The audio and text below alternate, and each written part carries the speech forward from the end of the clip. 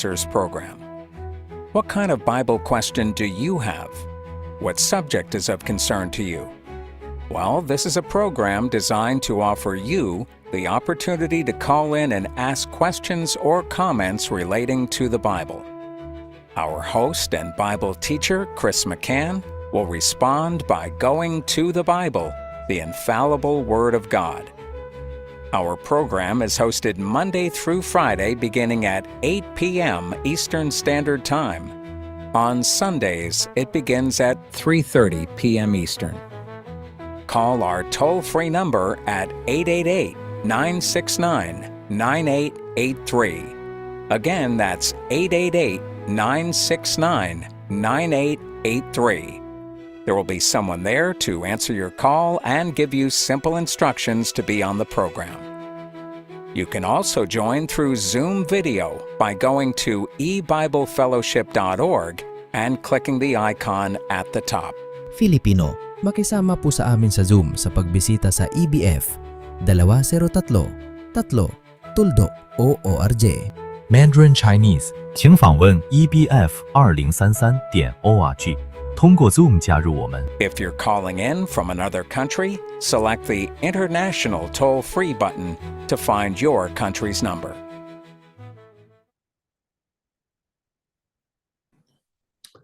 Good evening, everyone. Welcome to E-Bible Fellowship's new open forum program. During this time, we will open up the phone lines to take your call.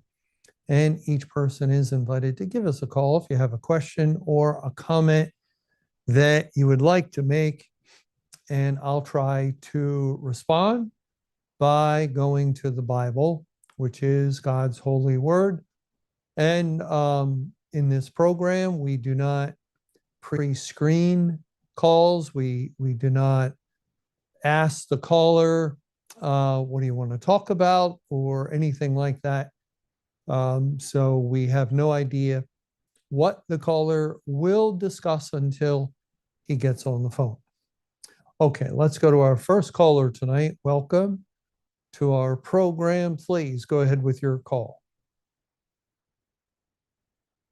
Yes. Hi, Chris. I have a question tonight. I'm going to put it in the form of a question instead of sometimes I got a little trouble doing it the other way. Okay, so Habakkuk chapter 3, verses 1 through 3. Could you read that, please? I have a question. Habakkuk chapter 3.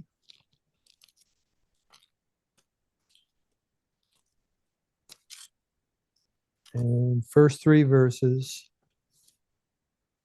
A prayer of Habakkuk the prophet upon Shigionoth. O Jehovah, I have heard thy speech and was afraid. O Jehovah, revive thy work in the midst of the years. In the midst of the years, make known. In wrath, remember mercy. God came from Teman, and the Holy One from Mount Paran, Selah. His glory covered the heavens, and the earth was full of his praise. My question is in verse 2.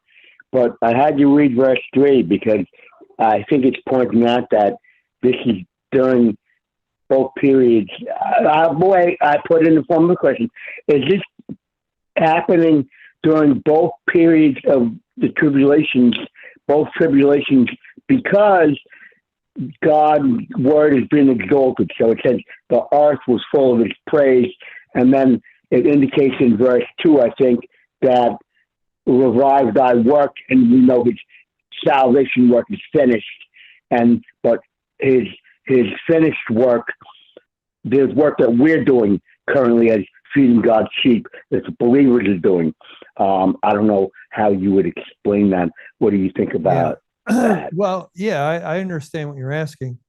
The work identifies with salvation. John 6, 28, 29. This is the work of God that ye believe. And Jesus said in John 9, I must work the works of him that sent me while it is day. And that tells us that the work of God that you believe salvation is only done in the day of salvation, because after saying I must work the works of him that sent me while it is day, Christ goes on to say, the night cometh when no man can work. So it's not possible to do that work in the night, and the night would identify with Judgment Day, our present time. And so that means in verse 2, Habakkuk 3:2, O Jehovah, I have heard thy speech and was afraid. O Jehovah, revive thy work in the midst of the years. In the midst of the years, make known. In wrath, remember mercy. And we have to fit this statement with a period of wrath wherein God remembers mercy to revive the work. To now, what the answer is, it's the time of the Great Tribulation, which was a period of judgment, wrath on the churches and congregations, and especially the first 2,300 evening mornings. Virtually no one is saved anywhere in the world. And from May 21, 1988 through September 7th, 1994. And then God remembered mercy, and he stretched forth his hand a second time to recover the remnant of his people with sending the latter rain. We find in Genesis the word revive in association with Jacob when he hears that his son Joseph is alive and in Egypt. And we have to keep in mind that this is during the 7-year famine that God calls Great Tribulation in Acts chapter 7. And the famine's already been 2 full years. And now Joseph revealed himself to his brethren, and they went back to tell Jacob in order to get Jacob to bring the whole family. And so it's in the midst of the 7 years. It's after 2, there's 5 more to go. And it fully matches what Habakkuk is saying. In the midst of the years, in wrath, remember mercy. And we read here in Genesis 45, in verse 25, and they went up out of Egypt and came into the land of Canaan unto Jacob their father, and told him, saying, Joseph is yet alive, and he is governor over all the land of Egypt. And Jacob's heart fainted, for he believed them not. And they told him all the words of Joseph, which he had said unto them. And when he saw the wagons which Joseph had sent to carry him, the spirit of Jacob their father revived. And Israel said, it is enough. Joseph, my son, is yet alive. I will go and see him before I die. Joseph is a great type of Christ. Christ revealing himself in the midst of the Great Tribulation, and mercy is remembered in a time of wrath. Another instance is in Judges with Samson, in Judges 15, Judges 15, and Samson here is a type of Christ also. And he's going to do battle with the Philistines with the jawbone of an ass.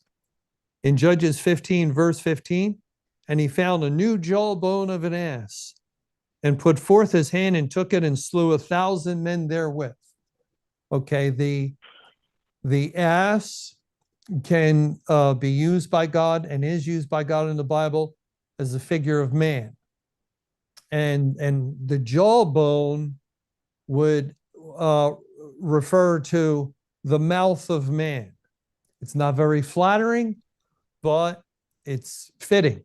And so Samson, a type of Christ, puts his hand into the jawbone, and the hand represents the will. So it's the will of God to take this dead thing and that's what God did when he took us. We were dead in trespasses and sins, and stubborn, rebellious sinners. And the ass is a stubborn animal, and he puts his will in us through his Spirit, and he uses us to accomplish his purpose. And so it says after he took it, slew 1,000 men, says in verse 16, and Samson said, with the jawbone of an ass, heaps upon heaps, with the jaw of an ass have I slain 1,000 men. And 1,000 would identify with completeness of men. And it came to pass, when he had made an end of speaking, that he cast away the jawbone out of his hand and called that place Ramoth Lehi. So it's referring to what he said, heaps upon heaps, with the jawbone of an ass, I've slain 1,000 men, and he made an end to speaking. But spiritually, it's referring to Christ, who move in the congregations, the churches and congregations during the church age, and slew 1,000 men. And even at that time, the figure 1,000 identifies with Satan's binding for the completeness of the church age. Same thing here, for the completeness of slaying these men over the course of the church age. And then after he's done, he cast away the jawbone. Ezekiel 34, verse 10, speaking to the pastors, I will cause you to cease from feeding the flock. So God's Spirit left the churches and congregations, no longer was moving within pastors and elders and deacons to bring the gospel. God made an end of speaking when he ended the church age through the jawbone of an ass in this figure. But notice he cast away the jawbone out of his hand and called that place Ramoth Lehi. And what does Ramoth Lehi mean? It means high place of the jawbone. High place. And if any remember the high place studies Mr. Camping did, it was kind of a precursor to his end of the church age teaching. He first, and this is going back, I don't know when he first started teaching it, but before he taught the end of the church age, he did a high place study, and he went through all the scriptures, in the Old Testament, where good kings even were said to allow the high places to remain. They did not take away the high places. And in that study, Mr. Camping was saying, now this is the sin of the church. And he was correct. He was correct. The high places of the churches and congregations are their confessions, their creeds, their denominational doctrinal positions that are embedded. They're embedded in the church and in their seminaries, and all their new pastors are taught the same positions for hundreds of years. Same errors are taught, and even over the course of, say, from the time of the Reformation, these 400 or 500 years, for some of these churches, there were good men, but they didn't take away the high places, not until the time of the end. Not until the time of the end, where it became known, and it was worse than originally thought. At first, Mr. Camping was saying the church has to take away its high places. But then he realized they cannot, or they will not. And it's too late because God has brought judgment upon them for it. And actually, way back when, in the late 90s, that's what we in this area were trying to do. We were trying to start a church that took away the high places. Yeah, a few of us got together. We're going to start a church, and we'll get the doctrines right. We'll remove these high places. And it wasn't long after we started the church, we heard the church age is over, and no, it won't work. It won't work. God did not leave anyone in the land of Judah. You have to go into captivity. It's a total 100% judgment on all churches. But anyway, that's the significance. Casting away the jawbone out of his hand, he called the place Ramoth Lehi, high place of the jawbone. And again, the jawbone identifies with the mouth of men speaking words, men. They're idolizing their words. They're putting them in confessions that the church must repeat and adhere to and agree to. That's not the Bible. It's not the Bible. And they had errors in them. And so there was no remedy. God finally cast them away. Significantly, if what I said about the 1,000 men didn't convince anyone that this had to do with the end of the church age, Ramoth Lehi should. It should. It is definitely God putting his finger on the sins, the high places of the churches and congregations. But there's something that comes after that. In verse 18, and he was sore athirst. What came after the end of the church age, May 21, 1988?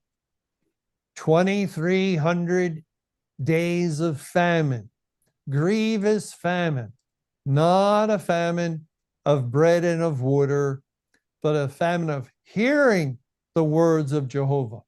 And so Samson is athirst. Samson's a type of Christ. Jesus said in Matthew 25, when he separated the sheep from the goats, and he said unto those he placed on his right hand, in verse 35, for I was a hungered, you gave me meat. I was thirsty, and you gave me drink. I was a stranger, and ye took me in. That is the elect body of Christ. When the gospel was shared to them in a faithful way, and drink and food was provided for them, it was as though it was done to Christ. Here, Samson is athirst, pointing to Christ being athirst, but teaching the very same thing that Jesus said, I was thirsty, you gave me drink. Not to him personally, but to his people. And he was sore athirst and called on Jehovah and said, thou hast given this great deliverance into the hand of thy servant, and now shall I die for thirst and fall into the hand of the uncircumcised? But God clave a hollow place that was in the jaw, and there came water thereout. And when he had drunk, his spirit came again, and he revived. There's that word again, revived. And it ties in second part after the 2,300 evening mornings, latter rain, just like with Jacob after 2 years of a 7-year famine, definitely called great tribulation in Acts 7. And that's what's in view with Habakkuk.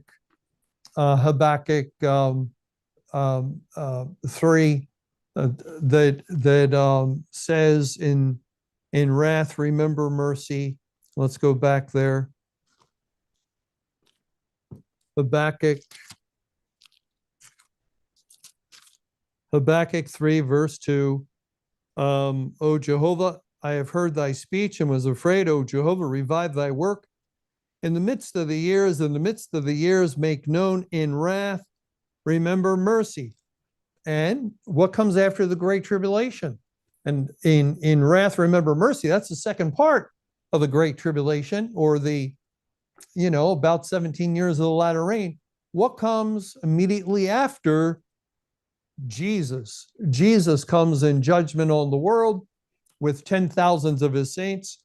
God came from Teman, and the Holy One from Mount Paran. Compare that to Deuteronomy 33.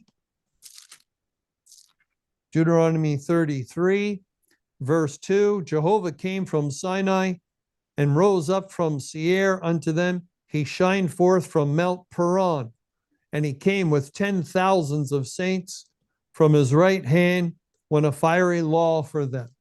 So this coming from Paran is tied to coming from Mount Sinai. Mount Sinai fully identifies with the law of God, and the law of God is the Bible.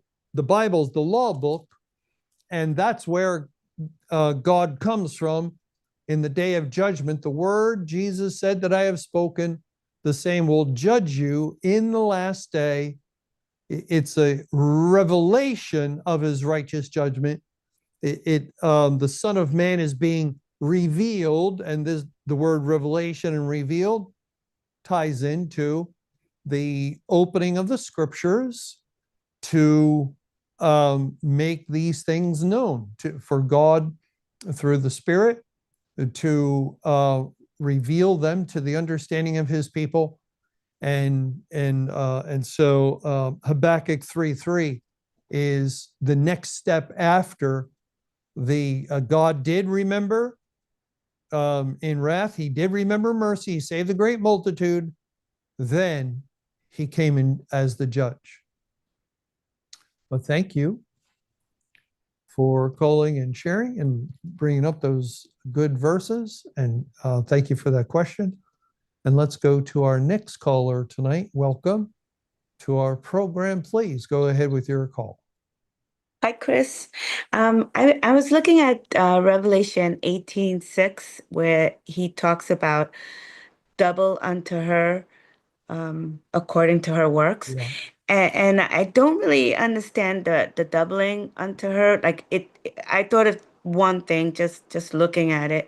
Would that mean increase the strength of your like lashing at someone or hurting someone or I'm sorry, I didn't catch that. Increase the strength of what? hitting somebody?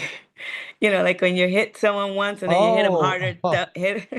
Okay. Or I also thought increasing the population. So I don't know if the population increased at this. Is this what this is? It's kind of more towards, it's the idea of increased population. Okay, so that's what it was. Not 7 billion, 8 billion, but the figure of it's recompense of judgment. Reward her even as she rewarded you. Double unto her, double according to her works. What were her works? What was Babylon's work? Well, bringing or being used as an instrument by God, really as a judgment weapon against the church. And so Babylon destroyed the church. Is the figure, the king of Babylon, Satan, was like Jehu, going when he was commissioned to kill the kings, one of Israel, one of Judah, and also Jezebel, and he went with really highly motivated to carry it out. Well, that was Satan upon his loosing, going against the camp of the saints, and he brought with him Magog, Gog and Magog, the Gentiles, the unsaved who entered into the church but were still under spiritual authority of Satan. that they were never born again. They just transformed themselves into ministers of righteousness, like Satan transformed himself into the angel of light.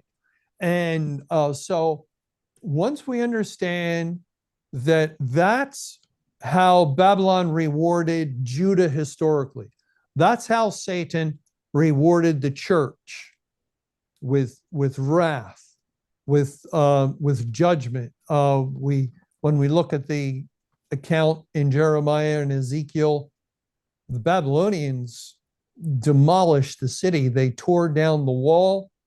They burnt the temple. They killed many thousands, and they took many into captivity and made Judah a province of the kingdom of Babylon. It was a complete victory by Babylon over Judah, and Judah represents the church. So we see the degree of the judgment, and so God is saying, reward her even as she rewarded you, double unto her, double according to her works in the cup which she has filled to her double. So reward as you have been rewarded, and double it. And I think the answer is found when we look at Revelation 8, and God uses the figure of 1/3. It says, again and again, 1/3 is identified with the corporate church that is experiencing the judgment of God. It says in Revelation 8, verse 9, and the third part of the creatures which were in the sea and had life died, and the third part of the ships were destroyed. Ships typify the church. Third part would identify with all the churches. Just the third part has identification with the church itself. And the third angel sounded, and there fell a great star from heaven, burning as it were a lamp, and it fell upon the third part of the rivers and upon the fountains of waters. And the name of the star is called Wormwood, and the third part of the waters became wormwood, and many men died of the waters because they were made bitter.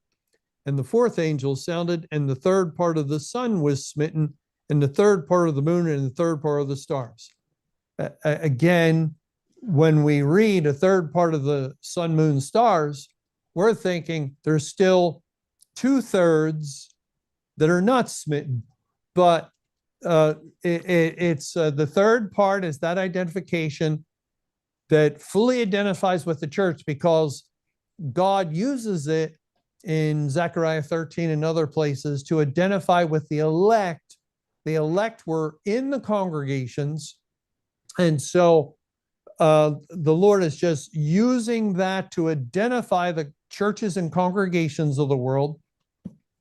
And therefore, when he says the third part of the sun and the moon and the stars, or the third part of the sun was smitten, the third part of the moon, and third part of the stars.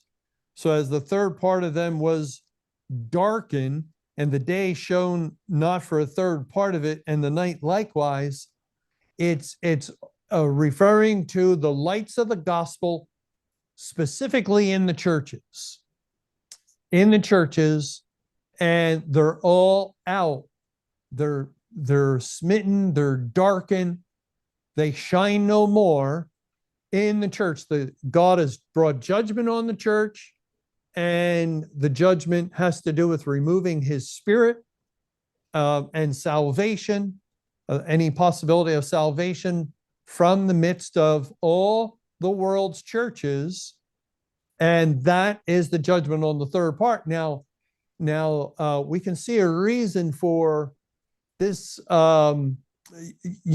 labeling and language of third part when we read Matthew 24:29, that says, immediately after the tribulation shall the sun be darkened, and the moon shall not give its light, and the stars will fall from heaven.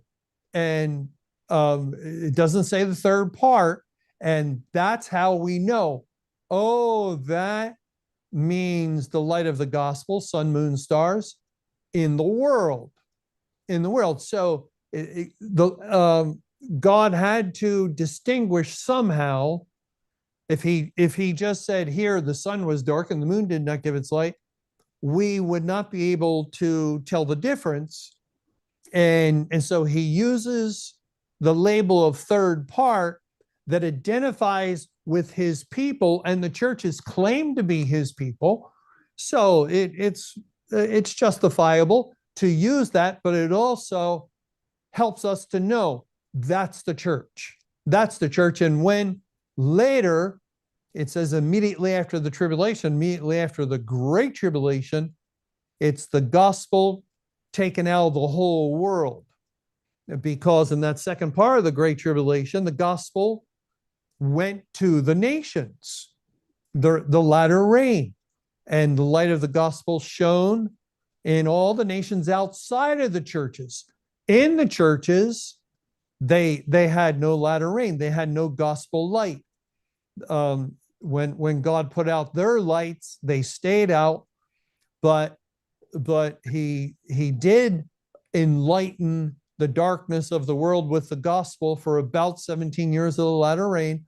And when it says immediately after the tribulation, we understand that's after the great tribulation, after the latter rain is completed. Now, no more gospel for the whole world, and no figure of a third part is used, so we can tell the difference. But judgment on the third part in Revelation 13,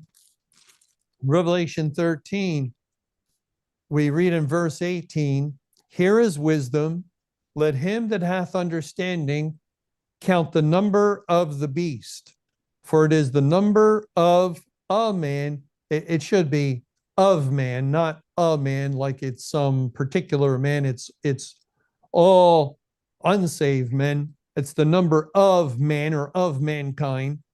And his number is 666. 666. 666. That's the number of unsaved mankind. Well, the figure of the third part, which starts with it's pulled, drawn from Zechariah especially, and other verses, but Zechariah 13 in verse 8, it says, and it shall come to pass that in all the land, saith Jehovah, 2 parts therein shall be cut off and die, but the third shall be left therein, and I'll bring the third part through the fire, and will refine them as silver is refined, and will try them as gold is tried. And then he says, they are my people. So there, here we see 3 parts. 2 parts cut off and die. The third part survive, they go through the fire, and they are God's people. But in this case, the third part identifying with the corporate church, which are professed Christians, not true Christians, and God's judgment on them does destroy them. But in Revelation 18, this doubling, it says, reward her even as she rewarded you, and double unto her, double to her works. Babylon was instrumental in the destruction of the third part. Therefore, in the cup which she has filled, fill to her double. What is double? A third. A third part. If you double it, what do you have? 2/3. 2/3 from Zechariah, 2 parts. And so if you were to write a third part or a third as a decimal, it would be 0.333, and 2/3 0.666, which is the number from Revelation 13 verse 18, the number of mankind. And 666, you can see, is double 333. and so it is increase, right? It's all the unsaved. Instead of the third part that were destroyed when judgment began at the house of God, that's the professed Christians of the world, about 2 billion. And then when Babylon falls and Judgment Day begins, May 21, 2011, now double recompense. Reward her as she rewarded you, double the cup, and it would apply to those unsaved masses, billions more, since God, the greatest number we read that he saved is 200 million. And at the time of May 21, 2011, there were estimates that the population of the world was 7 billion. It's not quite, but it's almost literally a double of the population of 2 billion when you have another, well, yeah, not quite. A double of 2 would be 4, but there was 5 billion. But out of that 5 billion, according to Revelation 9, if that is an actual number for the Great Tribulation, 200 million would have been saved. So it would have been 2 billion, 600 million, something like that, of unsaved of the world added to, or excuse me, 4 billion, 600 million of unsaved of the world that are now drinking of the cup of the wrath of God. Okay, so the 0.666 is both the church and the world today. Well, No? the third part, what from Revelation 8, we can identify judgment began at the house of God, and Babylon dared, Satan and his forces dared to put forth their hand against God's anointed, like Saul was an evil king, but David dared not do that. And the church had become corrupt, apostate, evil, but still no one should have dared to put forth their hand. And so it's a recompense, it's repaying, doubling the cup to Babylon, I think, specifically in Revelation 18:6, is just looking at all the unsaved of the world, or that were, say, a part of the kingdom of Satan, who were used to come against the churches and congregations. And yes, I guess that would include those within the churches as well. But it's a picture. It's a picture. I don't think we, I don't know how exact we can be with it, but the simple picture is judgment began at the house of God, 1/3. Then following that, judgment transitioned to the world, 2/3. And those who are unsaved in the churches continue to be judged all throughout. Right. Yeah. So that's probably the easiest way of looking at it. Yeah. Okay. Thank you so much. Thanks. You're welcome. Thank you for calling and sharing. And let's go to the next caller tonight. Welcome to our question answer program. Please go ahead with your call. Hey, Chris, kind of staying on this same topic. Can you go back to Zechariah 13, verse 9, please? Yeah. And the third part here is, I'm a little confused. The language here indicates, well, to me would indicate, this is talking about the elect, but yes, maybe you can elaborate on. Okay. Yeah, it is. That's what I was saying. That it says, Revelation 13:8, it shall come to pass that in all the land, saith Jehovah, 2 parts therein shall be cut off and die. That's the ungodly, unsaved, but the third shall be left therein. And the word left, either, I can't remember exactly, either it's the same left from Isaiah 24:6, inhabitants of the earth are burned and few men left, or it's the word remain from the flood account Well, let me check that. In Genesis 7, it says, Genesis 7,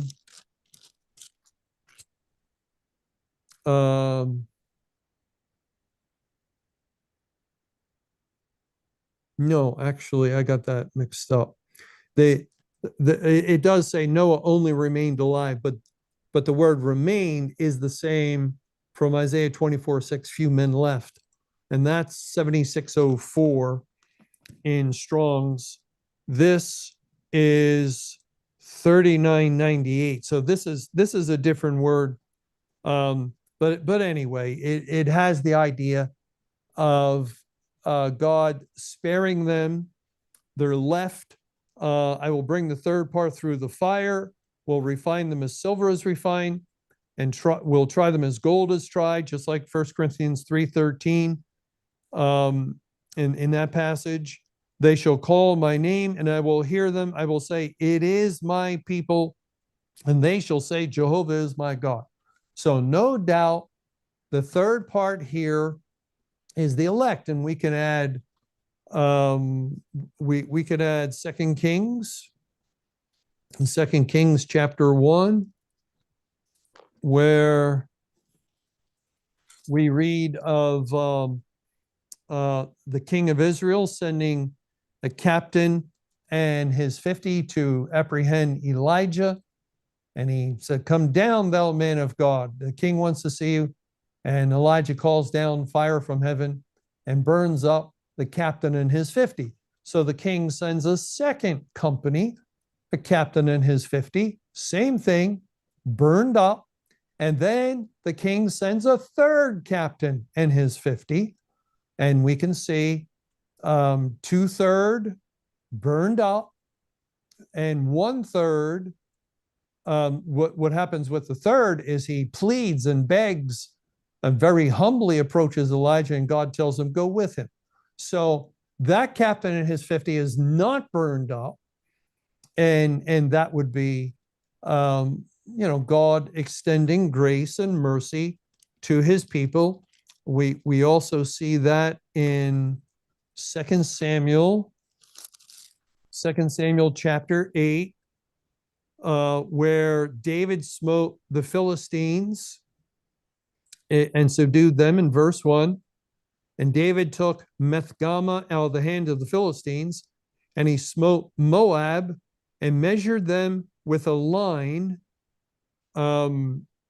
casting down to the ground, even with 2 lines measured he to put to death, and with 1 full line to keep alive. And so the Moabites became David's servants and brought gifts. So the 1 full line he kept alive became his servants. That's the elect. We are delivered from death. We become servants of Christ. And again, 2 lines of Moabites put to death, 1 line spared. And there's even other tie-ins to this where it seems fairly consistent. But what I was saying about Revelation 8, it's very clear when we read that chapter, since God is smiting the third part of the ship, smiting the third part of the sun, moon, stars, and smiting this and smiting that, and it speaks of men dying, it cannot be the elect. It's not possible. It can be the elect. And so we then are faced with a question. Okay, in these passages, the ones we just read, the third part clearly identifies with the elect. Why is God using it in Revelation 8 to identify with the corporate body and not the elect? And the answer is what I was saying before, that God used the figure of a third part in order to distinguish between, say, Matthew 24:29, that just says the sun is dark and the moon does not give its light and the stars fall. there's a difference, right, between saying the third part of the sun is darkened and the third part of the moon and the third part of the stars. When we look at that, we can't say it's the same thing. And that's the point. That's the point. So the Lord used the figure that identified with his people of the third part, and his people were in the churches and congregations, and those in the churches and congregations claimed to be his people, claimed to be these true believers, these elect. And so God gave them that designation just for the purpose of distinguishing the judgment. This is the judgment that began on the house of God. But in Matthew 24:29, it doesn't say third part of the sun or moon or stars. And that means that's the gospel to the whole world. And it's only by the statement immediately after the tribulation. We learned a lot about the tribulation, that the gospel went to the world, just like with Joseph. He was in Egypt, type of Christ, not in Canaan.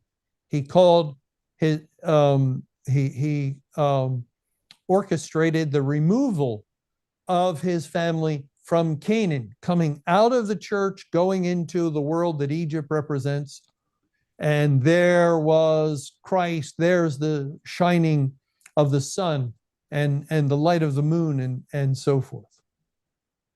Thank you, Chris. That does help. Thank you. All right, you're welcome. Thank you. I appreciate that question. And that's all the questions we have for tonight. So we'll close our program here. I'd like to thank everyone for joining us and sharing your questions and comments, and especially the Bible verses we had a chance to read and consider. But we have come to the end of our time. May you have a good night, and may the Lord's perfect will be done. Thanks again for joining us for eBible Fellowship's live open forum program. You can call in with your Bible questions Monday through Friday beginning at 8 p.m. Eastern Time and Sundays beginning at 3:30 p.m. Eastern.